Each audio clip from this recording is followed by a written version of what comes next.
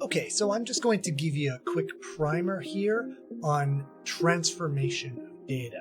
We're going to go through it in Excel, and we're going to go through it in SPSS and a little bit in R. But realistically, you only need one of these tools to be able to do your data transformation. Okay, so let's get into what that really means.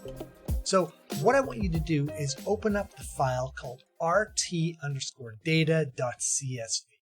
and open that up in Excel. So once we open that up, it should look like this.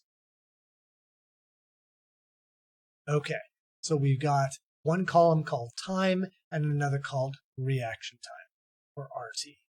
Now, all we need to do is simply do a transformation of this number using one of the different transformation functions. So that's either going to be square root, so I'll give it a column name at the top, SQUAR, root, or log, or inverse. Okay, so how do we do that? Well, a square root transformation is just simply the value of the square root of this number.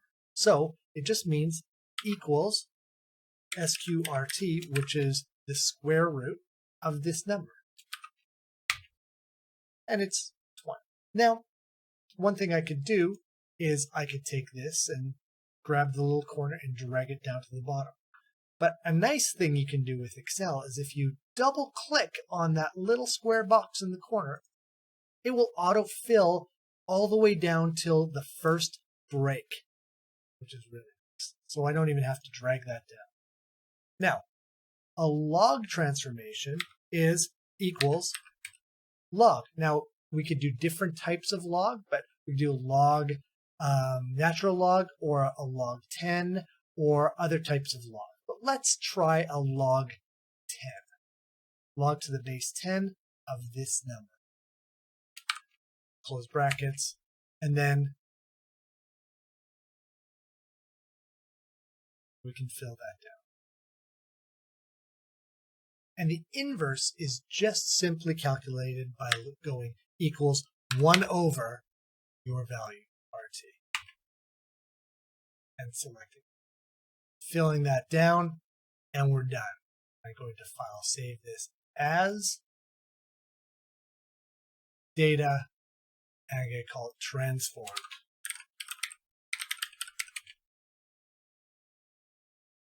So let's now do this in SPSS. So the first thing I want to do is select my original data. Now I can select both of these data, and I can copy paste it into SPSS. Control C for copy, open up SPSS, and I'm going to paste it there. I'm going to give my variables names. I know the first one was time, and the second variable was RT. Okay, so now, how do we do the transform in SPSS? So, first thing we do is we go up to transform, and we're going to click on compute variable. Now I'm going to call my target variable SQRT for square root of RT, and my numeric expression is SQRT, open brackets, of reaction time. I'm going to add that variable in there, and then simply click OK. And what we can see is that it's given us the square root of all those values. Now let's make another new variable. Transform, compute variable. Now this time, instead of square root RT, let's create one called log RT. The numeric expression for that is LG10 of RT. Hit OK. Boom. It's made a new variable. Okay. Last one we're going to do is inverse. All right. So transform, compute variable. And let's call it inv RT. And it's just going to be 1 divided by RT. Okay. What we see is we've computed that. Now, you can see here it's only showing me 2 decimal places, but if I click on it, we can see there's actually 4. 0025, and that's exactly what we saw in Excel. Okay, lastly, let's go through this process in R. So what I'm going to do is I'm going to open up this file in R. So I'm going to open up R, and then what I'm going to do is I'm just going to add this as a data frame, as a new data frame. So let's do an import of data set. Again, click on this, from text, and I'm going to select the file that I need.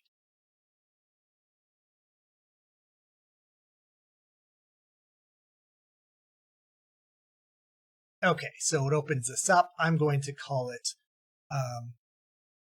RT data, but without the underscore, just makes my life easier. And then I'm going to click on import. Now I've got RT data here in a data frame. Now, I'm going to use a command just once. I don't need to do this a bunch of different times. So I'm going to say, so remember that if we said we want to address a column in a data frame, we need to say RT data and then $ whatever column it is. Now my columns that I've got currently are time and RT. So if we want to create a new one called square root, I need to tell it, so RT data $, it shows me down here I've got time and RT, but I'm going to make a new one, and it's going to be SQRT.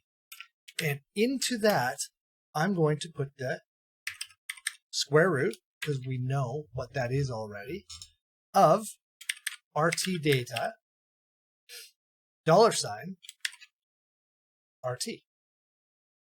Now, if I hit enter, you see it creates that new column. That's done all of that. Now, very easy for me to change these if I just hit the up arrow again.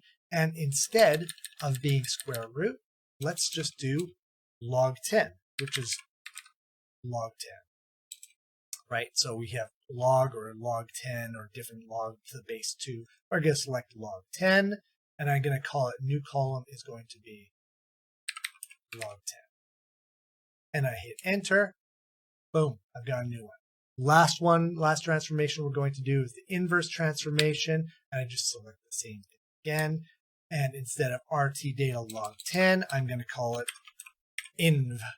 inverse. And it's just going to be 1 divided by RT data RT. Enter, and it throws that in. What we see is it gives me the now my data frame has all of these different values. And in a future tutorial, we're going to see if that corrects for any non-normality in our reaction time data. Okay. Hopefully that's got you started with transformations. And if you want to try on a different set of data that we've looked at before, go ahead and practice doing your transformations.